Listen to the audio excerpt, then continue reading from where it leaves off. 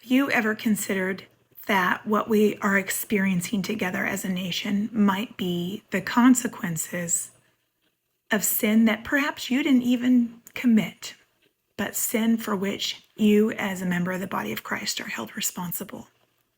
This is not unique. We are not just responsible for our own sin. Sin is individual and corporate. We get a good look at this in Joshua chapter 7, when we see the story of Achan and the devoted things. So Joshua and the Israelites had just conquered Jericho, thanks be to God and his help in that situation.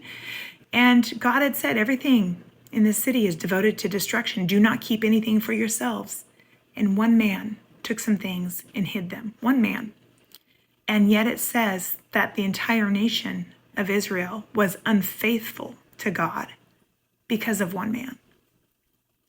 They faced consequences against the entire nation until the sin in their midst was dealt with. We see it again when we look at what happened with the fall of both Judah and Israel later on in the Old Testament. And in Lamentations, we see that God said in Lamentations 1 that he made them suffer for their multitude of transgressions. There's a lot going on.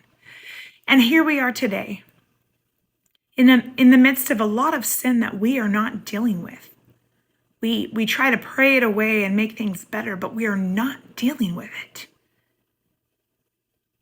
And who are we to think that we are not facing consequences for the sin in our midst? So what are we to do with this?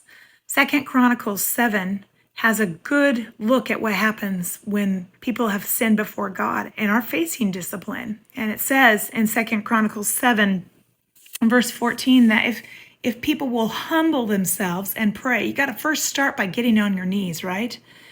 But you don't stop there.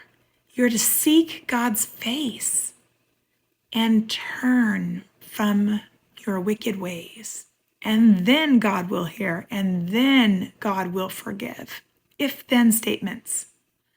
We have sin in our midst, and until we deal with it, we are going to continue facing consequences as a corporate body of Christ.